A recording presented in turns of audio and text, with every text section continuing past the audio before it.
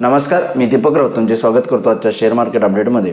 आज मार्केटनं सुरुवात फ्लॅट केलेली, कारण RBI पॉलिसी आज होती तिमाही धोरण RBIचं व्याजदराला घेऊन, आणि व्याजदर अनचेंज झालेत. कालही मी व्हिडिओमध्ये म्हणलेलं की RBIची पॉलिसी आहे, पण अपेक्षा काही नाही आहेत फारशा. कॉमेंट्रीमध्येच काही फर्दर रेट कटचे काही संकेत आले तरच, अदरवाईज काही चेंजेस नाहीत. पण ॲज युजल मार्केटमध्ये व्याजदर तर काही चेंज झालेले नाहीत. इव्हन फोरकास्टसुद्धा इन्फ्लेशनचे असेल, GDPचे असतील, ते ॲज युजल ठेवलेत त्यांनी.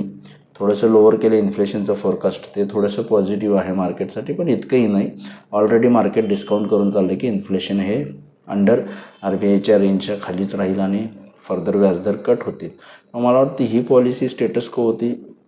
नेक्स्ट पॉलिसी ज्यावेळी येईल, निश्चित ऑक्टोबरच्या आसपास किंवा सप्टेंबर एंडला, निश्चित मला वाटतं तिथे एक व्याजदर कट 25 बेसिसचा होऊ शकतो. फक्त ट्रेड वॉरला घेऊन जे टेरिफ वॉर सुरू आहे त्याचंही असेसमेंट RBIनं कोणत्याही पद्धतीनं दिलेलं नाही, कारण RBIला सुद्धा त्याचं किती इम्पॅक्ट होईल हे असेसमेंट अजून सुरू आहे एक्झॅक्ट. त्यामुळे तेही त्याच्यावरही काही कोणतीही क्लॅरिटी दिलेली नाही. तेव्हा मार्केटसाठी एक नॉन इव्हेंट होता. ओव्हरऑल मार्केट खाली आले, गेले कित्येक दिवस मार्केट खालीच येते. FIC कंटिन्युअसली विक्री चालू आहे. ट्रेड डील्सला घेऊन अनसर्टेनिटी आहे. काल ट्रम्प यांनी वक्तव्य केले की 24 तासांच्या आत इंडियामध्ये जोरदार मोठ्या पद्धतीनं टेरिफ्स लावणार. त्यामुळे मार्केट तेही अवेटेड करत आहे. ऑलमोस्ट 24 तास संपत आलेत आता. काल रात्री अनाऊन्स केलं तर आजची रात्र होत आहे. तेव्हा मला वाटतं येणाऱ्या काही तासांमध्ये आपल्याला कदाचित त्याच्यावर क्लॅरिटी येऊ शकते. पण ट्रम्प यांच्या टेरिफवर रिटेलिएट करायला भारतानं पूर्ण तयारी केली आहे. ब्रिक्स कंट्रीज जे आहेत, Brazil, Russia, India, China, south Africa, ह्या ब्रिक्स देशांनी युनियन केलेली आहे. आणि ट्रम्प यांच्या या सगळ्या रिटेलिएशन टेरिफ्सवर जे आहे ते रिटेलिएट करण्याचे प्रयत्न सुरू आहेत, आणि एक सडेतोड उत्तर एकजुटीनं देण्याचाही प्रयत्न हे सगळे देश करत आहेत. आणि रशियाकडून त्या पद्धतीनं स्टेटमेंट काल जारी केलेलं.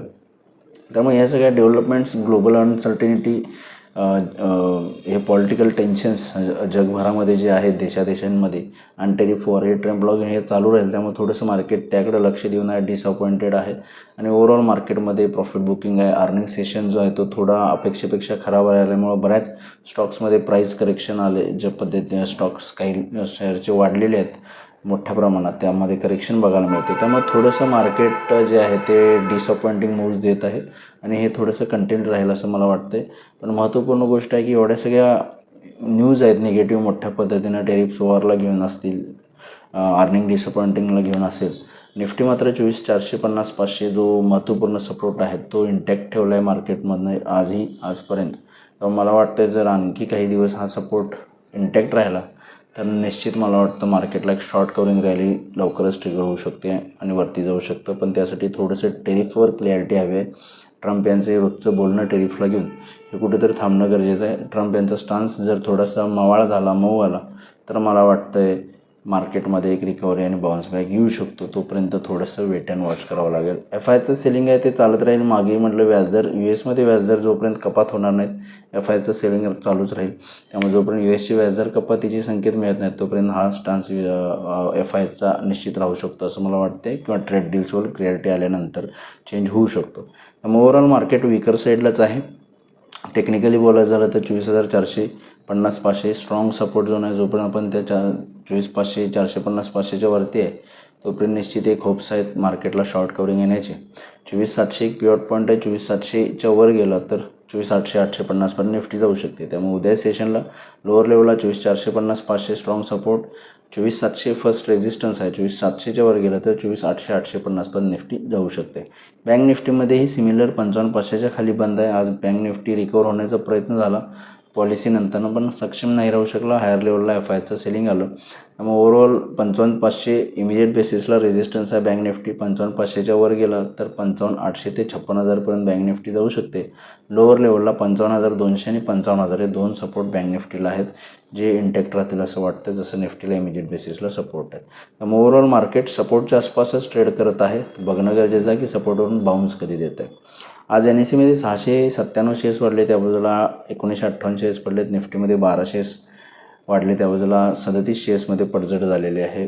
एवढा सेक्टर इंडिसाइजमध्ये सुद्धा बँक सेक्टर फक्त मायनर पॉझिटिव्ह बंद झाले, बाकी सगळे सेक्टर मायनसमध्ये त्याला लीड केले. IT, pharma, auto, metal, reality, energy या सगळ्या सेक्टर्सनी यांना NSEमध्ये पडणाऱ्या शेअर्सची संख्यासुद्धा जास्त आहे.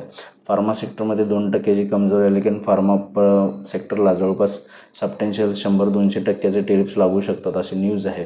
पण मला वाटतं तेवढ्या पद्धतीनं काही टेरिफ्स लागणार नाहीत. एक ट्रम्प यांचा थोडा प्रेशर टॅक्टिक्सचा डाव आहे, त्यामुळे तो निवळला तर मला वाटतं मार्केटला थोडी क्लॅरिटी येईल आणि मला वाटतं जे 24 तासाचा अवधी आहे तो आज संपतो आहे.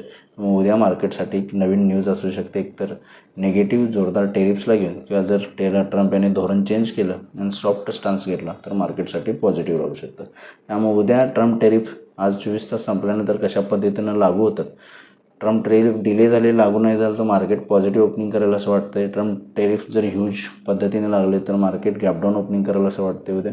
त्यामुळे बघणं गरजेचं आहे की मार्केट्स उद्या कशा पद्धतीने उभे होतील आणि टेरिफ पॅनआउट कसे होतील. माझा व्हिडिओ ऐकला त्याबद्दल धन्यवाद. माझा व्हिडिओ लाईक करा, शेअर करा, माझ्या चॅनल सबस्क्राईब करून डेली अपडेटसाठी बेल आयकॉनला क्लिक करा. धन्यवाद.